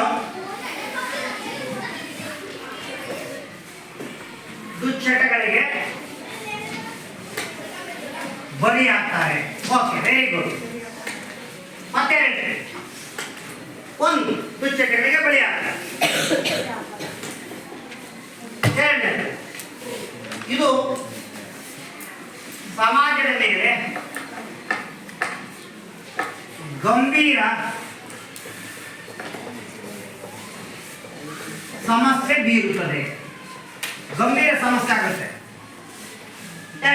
ಆಮೇಲೆ ಹೇಳಿ ಮತ್ತೆ ಏನಪ್ಪ ಹೇಳಿ. College very good. Okay, great. ಮಕ್ಕಳ ಹಕ್ಕುಗಳನ್ನ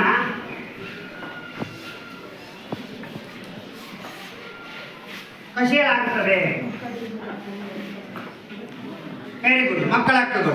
ಮತ್ತೆ ಮಕ್ಕಳು ವಿದ್ಯಾಭ್ಯಾಸದಿಂದ ಮಕ್ಕಳು ಶಿಕ್ಷಣದಿಂದ ವಂಚಿತರಾಗ್ತಾರೆ.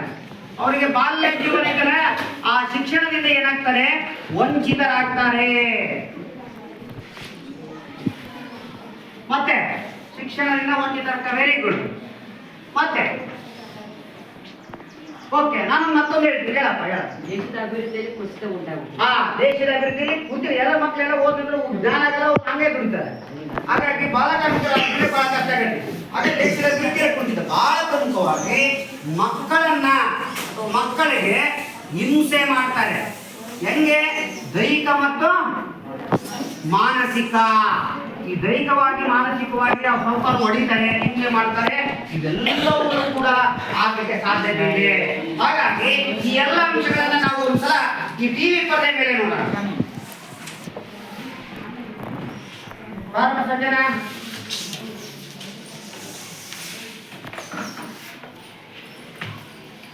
ಓದಮ್ಮ ನೋಡೋಣ ಮುಂದೆ.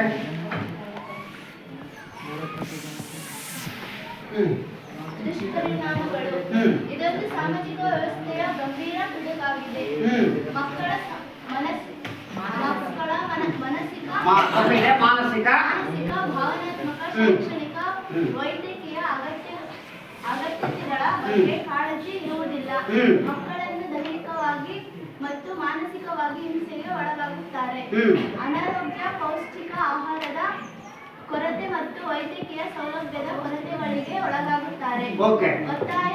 ಒತ್ತಾಯದ ದುಡಿತ, ಆರ್ಥಿಕ ಮತ್ತು ಸಾಮಾಜಿಕ ಶೋಷಣೆಗೆ ಒಳಗಾಗುತ್ತಾರೆ. ಇವೆಲ್ಲವೂ ಕೂಡ ಎಫೆಕ್ಟ್ಸ್ ಆಫ್ ಚೈಲ್ಡ್ ಲೇಬರ್. ಈ ಬಾಲ ಕಾರ್ಮಿಕ ಪದ್ಧತಿಯಿಂದ ಆಗುವಂತ ದುಷ್ಪರಿಣಾಮಗಳು, ಈ ಎಲ್ಲ ದುಷ್ಪರಿಣಾಮಗಳಿಂದ ಮಕ್ಕಳನ್ನು ಒಟ್ಟಾರೆಯಾಗಿ ಶಿಕ್ಷಣದಿಂದ ಆರೋಗ್ಯ ಕೂಡ ಕಲುಷಿತವಾಗುತ್ತೆ. ಶಿಕ್ಷಣದಿಂದ ವಂಚಿತರಾಗ್ತಾರೆ, ಸಮಾಜಕ್ಕೆ ಭಾರವಾಗ್ತಾರೆ ಮತ್ತು ಸಮಾಜದಲ್ಲಿ ಗಂಭೀರ ಒಂದು ಪಿಡುಗಾಗುತ್ತೆ. ಆರ್ಥಿಕ, ಸಾಮಾಜಿಕ, ರಾಜಕೀಯವಾಗಿ ಅವರನ್ನ ಒತ್ತಾಯಕ್ಕೆ ಮಾಡಿ ಶೋಷಣೆಯನ್ನ ಮಾಡೋದ್ರ ಮೂಲಕ ಅವ್ರಿಗೆ ಒಟ್ಟಾರೆಯಾಗಿ ನಾವು ಎಲ್ಲಾ ರೀತಿಯ ಹಕ್ಕುಗಳನ್ನ, ಅದರಲ್ಲಿ ಬಹಳ ಪ್ರಮುಖವಾಗಿ ಅವರ ಮಾನವ ಹಕ್ಕುಗಳನ್ನು ನಾವು ಕಸಿದುಕೊಂಡಾಗುತ್ತೆ. ಈ ರೀತಿ ತೊಂದರೆಗಳಾಗಿ ಅವರಿಗೆ ನಾನಾ ತರ ಸಮಸ್ಯೆಗಳು ಆಗ್ತವೆ ಅನ್ನೋದನ್ನ ನೆನಪಿಟ್ಕೊಡ್ರಿ. ಈಗ ಕೊನೆಯ ಅಂಶವಾಗಿ ನಾವು ಹಾಗಾದ್ರೆ ಕಡಿಮೆ ಮಾಡ್ಬೇಕಾದ್ರೆ ಏನ್ ಮಾಡ್ಬೇಕು, ಏನೇ ನಾವು ಸರ್ಕಾರಕ್ಕೆ ಏನೇನು ಸಲಹೆ ಕೊಡ್ತೀವಿ? ವಿದ್ಯಾರ್ಥಿಗಳಾಗಿ ಬಾಲ ಕಾರ್ಮಿಕರನ್ನ ಹೋರಾಡ್ಬೇಕಪ್ಪ. ಹಾಗಾದ್ರೆ ನಾವೇನ್ ಮಾಡ್ಬೇಕೀಗ? ಗೊತ್ತಿದ್ದರೆ ಒಂದು ಪಾಯಿಂಟ್ಸ್ ಅನ್ನ ಹೇಳಿ. ಪರಿಹಾರಗಳು, ನಿಯಂತ್ರಣ ಕ್ರಮಗಳು, ಒಬ್ಬೊಬ್ಬರೇ ಒಂದೇ ಏನ್ ಮಾಡ್ಬೇಕು? ನಿಯಂತ್ರಣ ಏನೇನು ಮಾಡಬೇಕು, ಸರ್ಕಾರ ಏನು ಮಾಡಬೇಕು, ನೀವೇನು ಮಾಡಬೇಕು, ನೀವೇ ಹೇಳಿ. ಆಮೇಲೆ ಅವನು ನೋಡೋಣ. ನೀವು ಒಬ್ಬ ಬಾಲ ಕಾರ್ಮಿಕ ಪದ್ಧತಿಯನ್ನು ನಾವು ಕಡಿಮೆ ಮಾಡಬೇಕಪ್ಪ, ನಾವೇನು ಮಾಡಬೇಕು?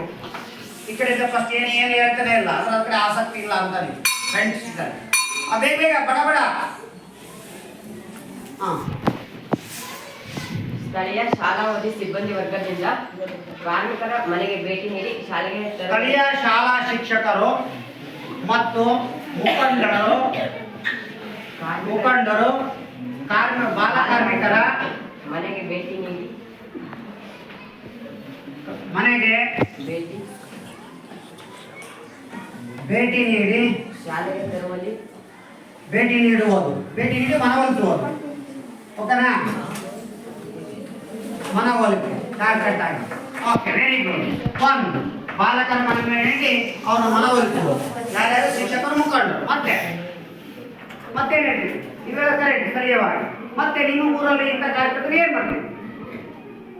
ಮಕ್ಕಳಿಗೆ ಕಠಿಣವಾದ ವಿದ್ಯಾಭ್ಯಾಸವನ್ನು ನೀಡುವುದು. ಕಠಿಣವಾದ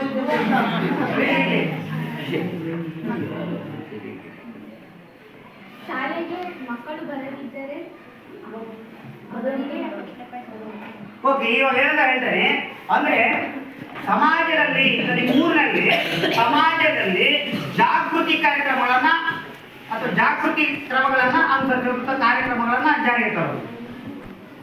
ಕಾರ್ಯಕ್ರಮಗಳ ಆಯೋಜನೆ. ಬರೆಯಪ್ಪ ಶಾಲೆ ಬಿಡಬೇಡ್ರಿ, ಆ ಜಾಗೃತಿ ಕಾರ್ಯಕ್ರಮಗಳನ್ನ ಆಯೋಜನೆ ಮಾಡೋದು. ಮತ್ತೇನ್ ಮಾಡ್ತೀವಿ? ಬಾಲ ಕಾರ್ಮಿಕರು ಕರೆತರಬೇಕು.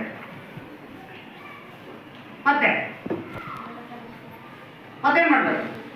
ಸರ್ಕಾರ ಕಠಿಣ ಕ್ರಮಗಳನ್ನ ಜಾರಿಗೆ ತರಲಿಕ್ಕೆ ಸಲಹೆ ನೀಡ್ತೀನಿ. ಸರ್ಕಾರ ಏನ್ ಮಾಡ್ಬೇಕು? ಕಠಿಣ ಕಾನೂನು ಕ್ರಮಗಳನ್ನ ಜಾರಿಗೆ ತರಬೇಕು. ಮತ್ತೆ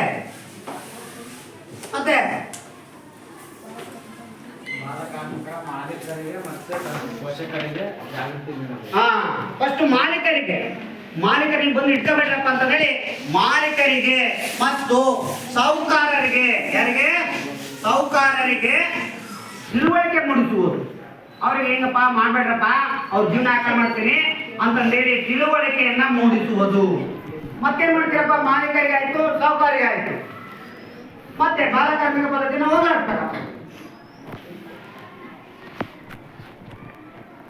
ಮಕ್ಕಳಿಗೆ ಪ್ರೋತ್ಸಾಹ ಮಾತ್ರಗಳನ್ನ ಆಡ್ಬೇಕು. ನೋಡಪ್ಪ, ಹಿಂಗ್ ಓದಿ ಇವತ್ತು ಮುಗಿತಲ್ಲ, ಮುಂದೆ ಹಿಂಗಿದೆ ಜೀವನ, ಓದಿರಿ ಹಿಂಗಾಕಿ ನೋಡು ಅಂತ ಊರಿನಲ್ಲಿರುವಂತ ವಿದ್ಯಾವಂತರ ಬಗ್ಗೆ ಮಕ್ಕಳಿಗೆ ಪ್ರೋತ್ಸಾಹದ ನುಡಿಗಳನ್ನ ಆಡ್ಬೇಕು,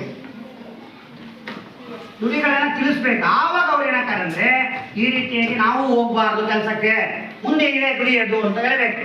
ಇವೆಲ್ಲವೂ ಕೂಡ ನಿಮ್ಮ ಊರಿನಲ್ಲಿ ನಿಮ್ಮ ಸುತ್ತಮುತ್ತಲು ನೋಡಿದ್ವಿ ಕೂಡ. ನೀವು ಇಲ್ಲಿ ನೋಡೋಣ, ಈ ಒಂದು ದೂರವಾಣಿಯ ಪರದೆ ಮೇಲೆ ಸಂವಿಧಾನಿಕ ಪರಿಹಾರ ಕ್ರಮಗಳು ಏನ್ ಮಾಡ್ಬೋದು ಸಂವಿಧಾನದಲ್ಲಿ? ಒಂದೊಂದಾಗಿ ನಾವು ನೋಡ್ಕೊಳ್ತಾ ಹೋಗೋಣ. ಇಲ್ಲಿ ಬಾಲ ಕಾರ್ಮಿಕ ನಿಷೇಧ ಮತ್ತು ನಿಯಂತ್ರಣ ಕಾಯ್ದೆ 1986ರಲ್ಲಿ ಕಾನೂನು ತಂದು ಇದೊಂದು ಶಿಕ್ಷಣ ಅಪರಾಧ ಮತ್ತು 20,000 ದಂಡವನ್ನು ಹಾಕತಕ್ಕಂಥ ವ್ಯವಸ್ಥೆ ನಮ್ಮ ಸರ್ಕಾರ ಮಾಡಿತು. ಸರ್ಕಾರ ಕ್ರಮಗಳು ಸಂವಿಧಾನದ 24ನೇ ವಿಧಿಯಲ್ಲಿ ಏನ್ ಹೇಳ್ತಂದ್ರೆ, ಯಾರು 14 ವರ್ಷಕ್ಕಂದ್ರೆ ಶಿಕ್ಷಣ ಅಪರಾಧ ಅಂತಂದ್ರೆ ಸಂವಿಧಾನದಲ್ಲೇ ನಾವು 14ನೇ ವಿಧಿಯಲ್ಲಿ ತಿಳಿಸಿದ್ದೀವಿ. ರಾಜ್ಯ ನಿರ್ದೇಶಕ ತತ್ವಗಳ ಪ್ರಕಾರ ಹಿತವನ್ನ ಕಾಪಾಡಬೇಕು ಅಂತ ಡೈರೆಕ್ಟಿವ್ ಪ್ರಿನ್ಸಿಪಲ್ಸ್ ಕೂಡ ಹೇಳುತ್ತೆ. 1988 ರಾಷ್ಟ್ರೀಯ ಬಾಲ ಕಾರ್ಮಿಕ ಯೋಜನೆಯನ್ನು ಜಾರಿಗೆ ತಂತು. ಇದ್ರ ಮೂಲಕ ತಂದು ಬಾಲ ಕಾರ್ಮಿಕ ಪದ್ಧತಿಯನ್ನ ಕಡಿಮೆ ಮಾಡ್ತಾ ಇದೆ. ಅಷ್ಟೆಲ್ಲ ಶಿಕ್ಷಣ, ಕಾರ್ಮಿಕ, ಮಹಿಳೆ, ಮಕ್ಕಳ ಕಲ್ಯಾಣ ಇಲಾಖೆಗಳು ಬಾಲ ಕಾರ್ಮಿಕನ ಪ್ರತ್ಯೇಕಿಸಿ ಅವರನ್ನ ಸೌಲಭ್ಯಗಳನ್ನ ಕೊಟ್ಟು ಬಾಲ ಮಂದಿರದಲ್ಲಿ ಸೇರಿಸಿ ಅವರಿಗೆ ಶಿಕ್ಷಣವನ್ನ ನೀಡುವಂತ ಕೆಲಸವನ್ನ ಮಾಡ್ತಾ ಇದೆ. ಹಾಗೆ ಸರ್ವ ಶಿಕ್ಷಣ SSC ಅಡಿಯಲ್ಲಿ ಕೂಲಿಯಿಂದ ಶಾಲೆಗೆ ಅಂತ ಹೊಸ ಕಾರ್ಯಕ್ರಮವನ್ನು ಜಾರಿಗೆ ತಂದಿದೆ. ಶಿಕ್ಷಣ ಕಾಯ್ದೆ 2009ರಲ್ಲಿ 6ರಿಂದ 14 ವರ್ಷದ ಮಕ್ಕಳಿಗೆ ಕಡ್ಡಾಯ ಶಿಕ್ಷಣ ಮಾಡಿದೆ, ಉಚಿತ ಮತ್ತು ಕಡ್ಡಾಯ ಶಿಕ್ಷಣ. ಮತ್ತೆ RT ಕಾಯ್ದೆಯನ್ನ ಜಾರಿಗೆ ತಂದಿದೆ. RT ಕಾಯ್ದೆ ಅಂದ್ರೆ ಗವರ್ಮೆಂಟ್ ಶಾಲೆಗಳಲ್ಲಿ ಕೂಡ ಬಡ ಮಕ್ಕಳಿಗೆ 25% ಮೀಸಲಾತಿಯನ್ನ ಸರ್ಕಾರ ಒದಗಿಸಿಕೊಟ್ಟಿದೆ. ಸರ್ವೋಚ್ಚ ನ್ಯಾಯಾಲಯ ಬಾಲ ಕಾರ್ಮಿಕ ಪುನರ್ವಸತಿ ಕಲ್ಯಾಣ ನಿಧಿಯನ್ನ ಸ್ಥಾಪನೆಯನ್ನ ಮಾಡಿದೆ. 1987ರಲ್ಲಿ ಇಲ್ಲಿ ಏನು ಭಾರತ ಸರ್ಕಾರ ಕಲ್ಯಾಣ ನಿಧಿ ಆದ್ಮೇಲೆ 88ರಲ್ಲಿ ಬಾಲ ಕಾರ್ಮಿಕ ಕಲ್ಯಾಣಕಾರಿ ಕಾರ್ಯ ಯೋಜನೆಯನ್ನ ಜಾರಿಗೆ ತಂದಿದೆ.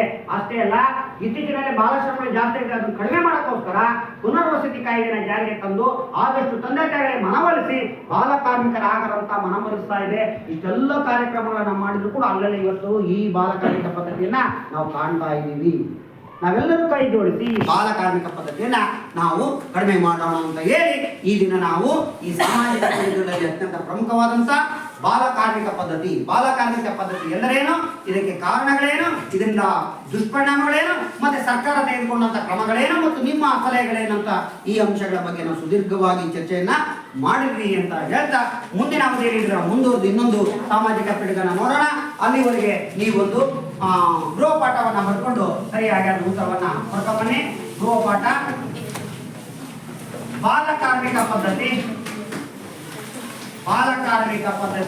ಬಗ್ಗೆ ಟಿಪ್ಪಣಿ ಬರೆಯಿರಿ. ಬಾಲಕಾರ್ಮಿಕ ಪದ್ಧತಿ ಬಗ್ಗೆ ಟಿಪ್ಪಣಿ ಬರೆಯಿರಿ. ಮಕ್ಕಳಿಗೆ ಬೇಗ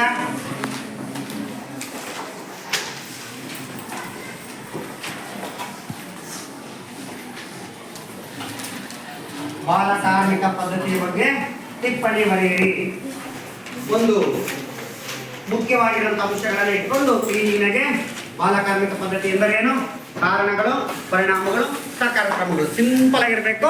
ಒಂದು ಪೇಜಲ್ಲಿ ಇರಬೇಕು, ಕರೆಕ್ಟಾಗಿ ಕ್ಲೀನಾಗಿ ಒಂದು ಪುಟ ಬೀರದಂತೆ ಅದನ್ನ ಅಚ್ಚುಕಟ್ಟಾಗಿ ಬಾಲಕಾರ್ಮಿಕ ಪದ್ಧತಿ ಬಗ್ಗೆ ನೀವು ಟಿಪ್ಪಣಿಯನ್ನ ಬರೆಯಿರಿ ಅಂತ ಹೇಳಿ ಮತ್ತೊಮ್ಮೆ ಎಲ್ಲರಿಗೂ ಕೂಡ ಧನ್ಯವಾದಗಳನ್ನು ತಿಳಿಸಿ ಈ ಅವಧಿಗೆ ವಿರಾಮವನ್ನು ಹೇಳುತ್ತೀನಿ.